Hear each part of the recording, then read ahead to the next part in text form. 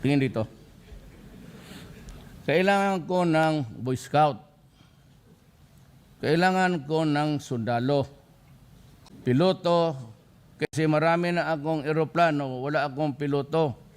Marami akong barko sa Navy, wala namang mag-Navy. Kaya kayo ang inasahan ko. Ready kayo? Ay, sagot, anak ng. Ready ba kayo magsundalo? Ready kayo mag-ROTC, ha? Oh, sinong gusto mag-PMA? Philippine Military Academy. Okay na tayo.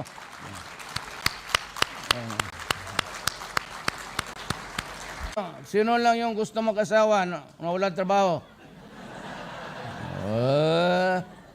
Walang kwentang Pilipino yan. Ulit. Sino ang gusto magsundalo? Magpakamatay sa bayan.